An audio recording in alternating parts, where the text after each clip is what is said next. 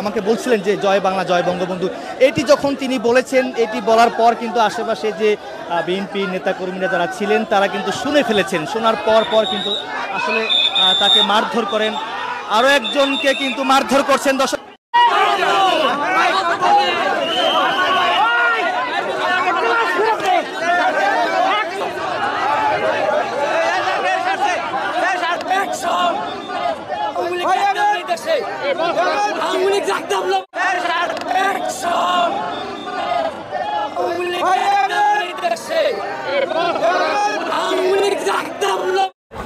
অন্তর্বর্তী সরকার গত 5 আগস্ট থেকে 8ই আগস্ট পর্যন্ত বাংলাদেশের বিভিন্ন স্থানে বাংলাদেশ আওয়ামী লীগ ও তার বিভিন্ন অঙ্গ সংগঠনের সমস্ত নেতাকর্মী, বাংলাদেশ বসবাসরত হিন্দু, খ্রিস্টান, বৌদ্ধ এবং বাংলাদেশের পুলিশ বাহিনীর উপর নির্মম গণহত্যা ও মানবতা বিরোধী অপরাধের মতো আন্তর্জাতিক অপরাধ সংগঠিত করেছে। এ সময় হাজার হাজার মানুষকে হত্যা, ধর্ষণ, দেশ ত্যাগে বাধ্য এবং হাজারো মানুষের ঘরবাড়ি, সম্পদ ইত্যাদি বিনষ্ট করা হয়।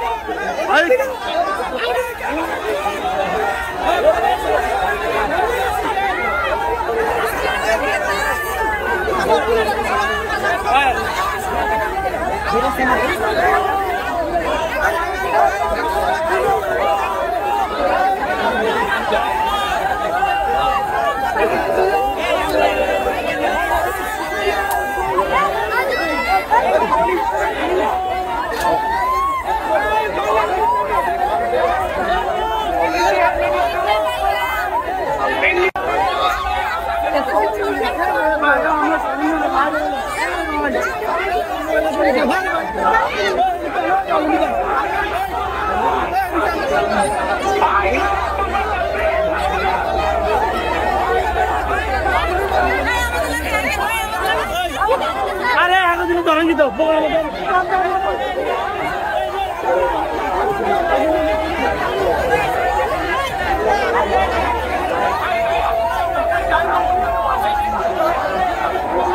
আপনারা ঘুরুন না তো ধরে নিয়ে এই বনে নিয়ে চেক করে নিয়ে এই আমি চাবি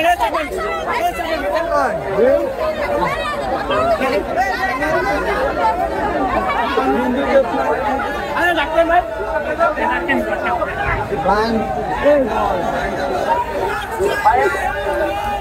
ভিডিওতে দেখা যাচ্ছে আওয়ামী লীগের নেতাকর্মীদের দেখলে পিটিয়ে মেরে ফেলার নির্দেশনা দিয়ে বক্তব্য দিচ্ছেন এক ব্যক্তি। সেই ভিডিও আবার নিজেই নিজের ফেসবুকে শেয়ারও করেছেন। 10 সেপ্টেম্বর বিকাল 4টার দিকেও তার ফেসবুক অ্যাকাউন্টে সেই ভিডিও দেখা গেছে। যদি কখনো কোনো আওয়ামী লীগকে দেখেন রাস্তায় ভিডিও মারবেন। বক্তব্য দেওয়া ওই ব্যক্তি কুষ্টিয়ার মিরপুর পৌর যুবদলের সাবেক যুগ্ম আহ্বায়ক রফিকুল ইসলাম। 4 সেপ্টেম্বর রাতে মিরপুর উপজেলার নিমতলা বাজারে বিএনপির কার্যালয় উদ্বোধন অনুষ্ঠানে এই বক্তব্য দেন তিনি। সামাজিক যোগাযোগ মাধ্যমে ছড়িয়ে পড়া 1 মিনিট 2 সেকেন্ডের ভিডিওতে দেখা যায় রফিকুল ইসলাম যখন বক্তব্য দেন তখন তার সামনে দলের নেতাকর্মীরা উপস্থিত ছিলেন। তার বক্তব্যে অনেকে হাততালিও দেন।